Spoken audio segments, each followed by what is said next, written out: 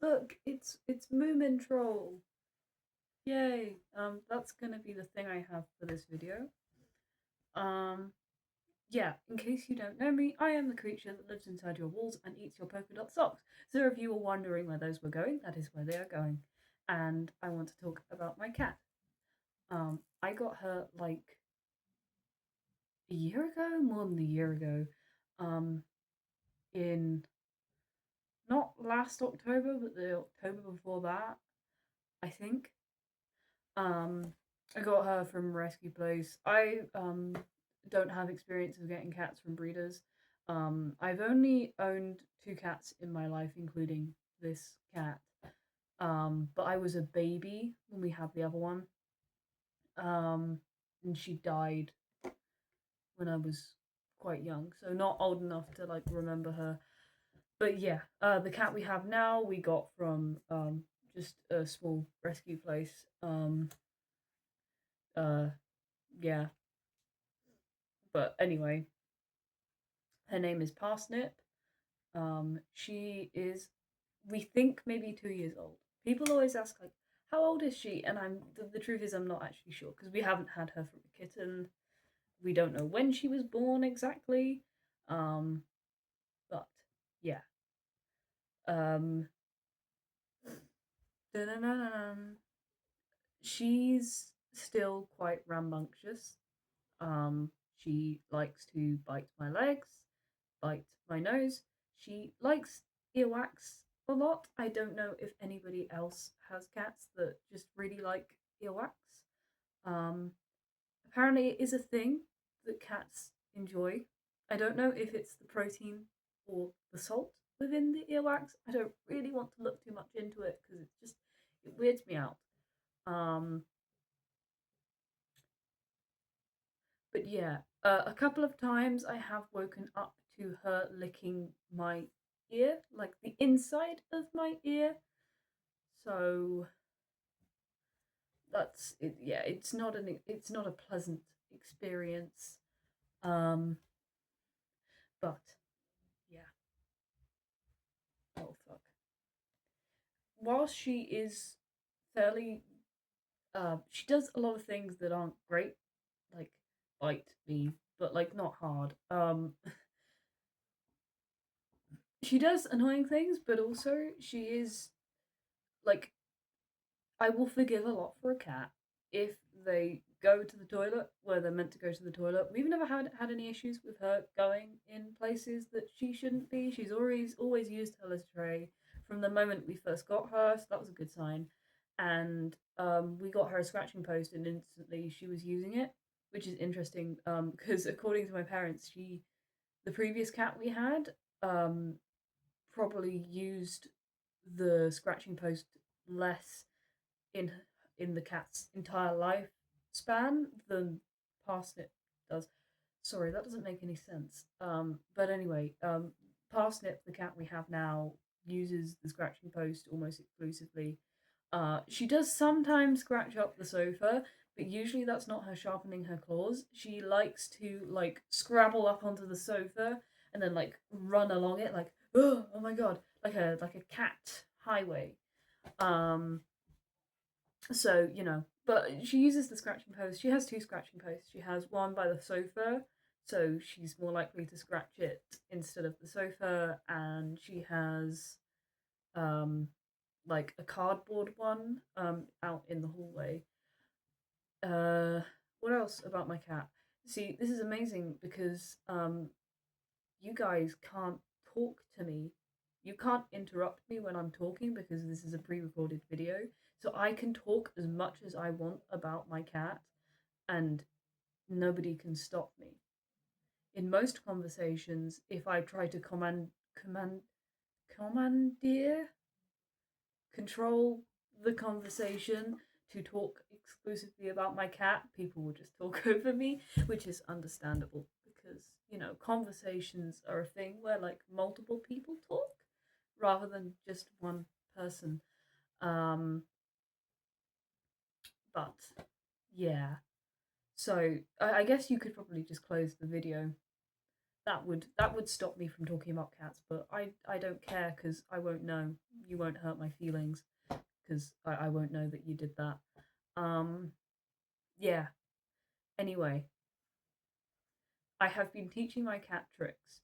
And when I first said I was going to do this, my parents were like kind of skeptical because the whole idea is you can't train a cat. Cats are not like dogs. And that is true. Cats are not dogs. And you train them in a slightly different way. I wouldn't know exactly how you train dogs because I am not exactly a dog person. I don't hate dogs. I'm more nervous of them and I wouldn't want to have one as a pet. Um, yeah. With Parsnip, what I did is I took behaviors that she already exhibited and then just gave her treats for doing them when I told her to. I just taught her the meaning of words. So when it comes to sitting, she already sits. I just wanted to get her to sit when I told her to. That one was fairly simple. You just kind of get a treat and then you like move it past their head so when they like turn to look at it, they like end up sitting. And so gradually you just transition that into just saying sit and then they sit. Um uh then I ended up accidentally teaching her to like come towards me when I said so. Um I also taught her how to jump. Well, it's more standing on her hind legs. So I guess it kind of looks a bit like begging, but cats don't beg, dogs do. Um she stands up on her hind legs quite a lot anyway. Um, so that one was fairly easy to teach. I'm trying to teach her to spin around, but it is currently unsuccessful.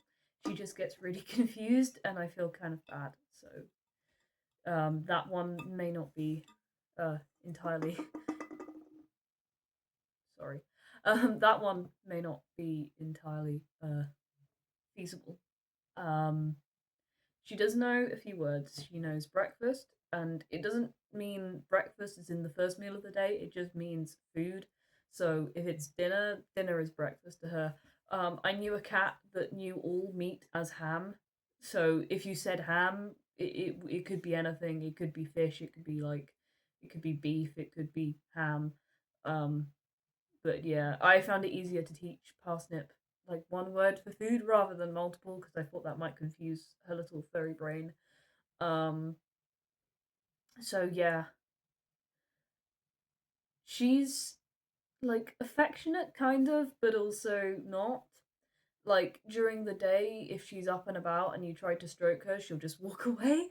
Um, but she does sometimes sleep on me at night. But usually, this little furry creature, she in the middle of the night, I will just wake up to hear scratch, scratch, scratch. And I've realised that she likes to steal clothes from the drawers under my bed. Because, hang on, you see these drawers? You see how they have gaps in them? Yeah. She uses that to her advantage. What she will do is she will get her paw and then she'll just do this. She just drags clothes out of it. And I will wake up in the morning, literally, to see my clothes strewn all over the floor. And I don't really have a what they call a floor drobe, as in like when you just throw clothes on the floor. I have a chair wardrobe, so I just keep most of my clothes on my chair, and then um, if I need to sit in the chair, instead of like doing the right thing and like sorting them and then putting them in your drawers, I just move them over to my bed and then sit down in the chair. And then when I need to use my bed, I move them back to the chair again. And it would probably be simpler to just like sort out the clothes and put them where they're meant to go, but I'm so tired. So yeah, I don't have a floor drobe. But it makes it seem like I do when Parsnip just steals all of the clothes and then chucks them on the floor. Um, she likes to steal socks as well. But the thing is, she doesn't even like play with them that much once she steals them. Like she'll just remove them from the drawers under my bed and then she will just then she'll leave. So it's not even like she takes them somewhere. She just leaves them on the floor. So that's great. She also eats everything. um, bits of string, hair grips, just random bits of fluff, paper, the pull tabs on like cans, you know. Um, she will chew fingers. She will chew basically anything that you give her. Like if you offer her something, she'll chew it. It's like her chomp of approval. Uh, why does my hair look like that? Anyway, but yeah, she'll eat anything. I think we should have called her Pikachu because she just eats everything. Uh, Luckily, we haven't been in a situation where she's eaten something that she really shouldn't have eaten.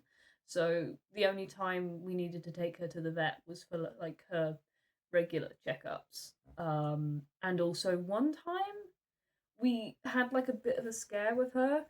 Um, it wasn't because she'd eaten something. We think it was something to do with her mouth. Um, One day she just suddenly wasn't really eating. She I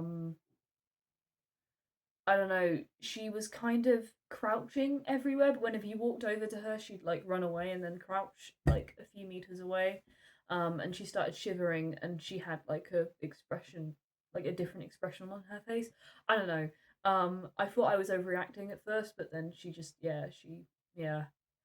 Um, and whenever we tried to look at her mouth, she would go, she'd make like an angry sound. I don't know, but we we took her to the vet, and they like said, oh, she's like maybe there was something that inflamed her mouth. I think they gave her some like NSAIDs, non-steroidal anti-inflammatory drugs. I think that's what ibuprofen is for humans or something. But I think that's what they gave her, and that seemed to help. So we don't actually know what that was. Also, apparently, she was a bit dehydrated, which is probably because she doesn't really drink her water. Uh, but anyway, um, she will drink her water if you only give her biscuits, because we give her a mixture of biscuits, like dry food, and pouch.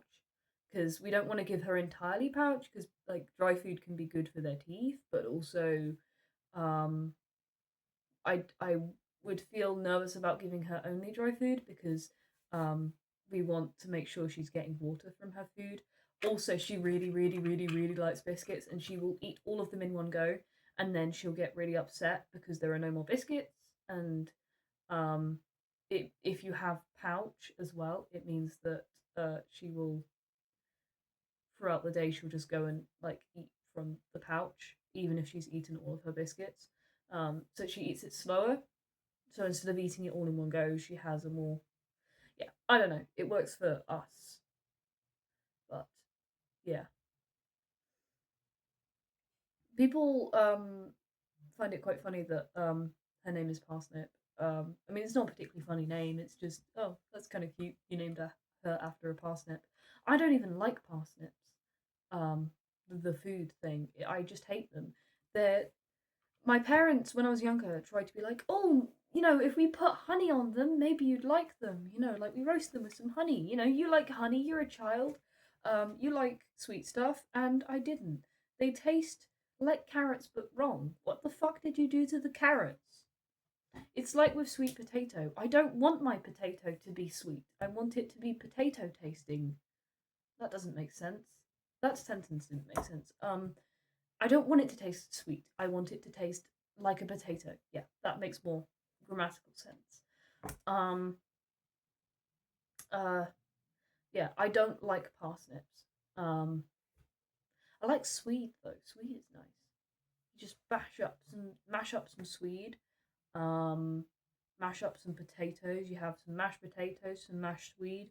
Um, I mean, add some haggis, and you've got the makings of like a Burns night dinner. So but I don't like parsnips. My parents do. Um,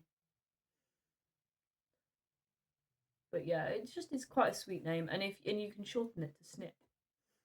Um, but I love my cat and I will talk to anybody who will listen about her, regardless of whether they're actually interested in it. I can read social cues most of the time, but a lot of the time I just can't be bothered to. My mind is focusing on way more important things. Um, so yeah. Sometimes I kind of realize in the middle of talking that like somebody isn't interested in what I'm saying, but I feel really weird about cutting myself off mid sentence, so I just keep on talking until like they just walk away. Um, Autism. Oh yeah. In terms of toys, for cats and stuff, um, a lot of people do talk about the fact that if you get them an expensive toy, they will not play with it. But if you get them a really cheap toy, then they will play with it constantly, and it's their favorite thing in the entire world. And my cat is not an exception to that. Um, we never really got her any expensive toys. I mean, I guess the scratching post is one of the more pricey items we got her. But most of the toys we got her weren't even intended as cat toys. Um, because we had a few conkers lying around and we didn't actually like try to use them as toys, but she would discover them and she'd just like bash them around the room. And we've discovered that she really likes them because they're quite smooth and so they slip around on the carpet. And so she'll just run around batting the conkers around. So that's a really good way to get her exercise in. And um, also walnuts. We had a bowl of walnuts for Christmas, just on the windowsill. And when we were in the middle of eating dinner, she'll just steal them. She'll just steal them, and then she'll like play with them, and then she'll just leave them scattered along the floor. So that's fun. One time we got her this toy mouse. It was not the best mouse toy, but it was like made of string. Um, and it had a little tail of string. And she loves anything with a tail. Anything that has bits of string attached to it, she just loves. She's just like, oh, mouse, mouse, amazing, yes. But we bought this toy for her, and for like a week afterwards, it was her favorite thing in the entire world. And one time, again related to toys, um, there was this bit of ribbon that we got with a package, um, and like we like played with it for her. Like we moved it around the room, she chased it around. We didn't leave her unattended with it. Don't leave your cats unattended with string and ribbons and stuff because they will eat it, and then you have an expensive visit to the vet, and that will not be fun for your cat, for you, for your wallet. Um, you know, but we had like supervised play with that, and yeah, for like a week for a while afterwards she was obsessed with the ribbon. We had to like whenever we went to put it in the drawer she would like stand up on her hind legs and try to get the ribbon out of the drawer as we were putting it in, and then she would like sit near the drawer just like staring at us, and if we walked near the drawer or went to the drawer to get something out of it that wasn't the ribbon, she would just like she'd be like, oh my god, you're getting the ribbon. And then when we didn't she'd be so disappointed. um, so yeah, she's still quite young and she still likes to play a lot. I just can't imagine her as an old cat. Um, I have a friend. There's a one of my mum's friends has like a really old cat who's also a black and white cat, like my cat. But this cat is so old and she can't hear anything. She has the cat version of dementia, I think. Um, but it's strange because she does look a lot like Parsnip, but just so ancient in cat terms. But it's weird to think that Parsnip will be old. And then from that train of thought, I'm like, oh my god, she's gonna die. I mean, we're all gonna die. um, I don't believe that there's an afterlife. I think you just kind of die and then you turn to dirt, um, or ashes if you're cremated. Um, that's partly comforting and also terrifying because I like the idea of not having to live anymore, but also my brain can't, nobody's brain can compute the idea of nothingness, of thinking of nothing, you know, because you can't, you know, to think of nothing, you have to be something. Oh, look at me trying to be philosophical and metaphysical and all that. Um, so because my brain can't understand that ever, it gets translated into terror. So I don't know. I like to say I'm not afraid of death, but I also kind of am. But also, when I'm dead, I won't care. So I try not to be too, apprehensive. I have my own issues with life and stuff. So death is kind of the reward, in a sense. It's the only constant. My mum always said, like, oh, the only constant is change. And I don't know if that quote comes from her or from somebody else. I never bothered to look it up. It's probably somebody else said that. But it does make sense. Everything is always changing, so naturally that's the only thing that is for sure, for certain. We're all gonna die, and no matter how much of an impact you put on like society in general, you're gonna die, and then you're gonna disappear into nothing. You know. Um, I think that's why I really like the poem Ozymandias. Um, it's quite a well known poem, but like I just liked it. Um, I mean, obviously there's like, ugh, I kind of don't like talking about Ozymandias anymore because it was part of my poetry anthology for my GCSE English literature thing.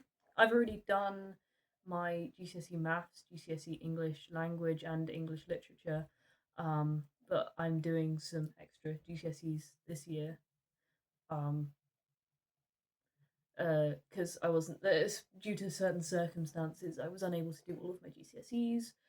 But anyway, whenever I talk about like the texts that just so happen to be on the syllabus for English literature, um, I just my brain just shuts down because I don't want to think about that.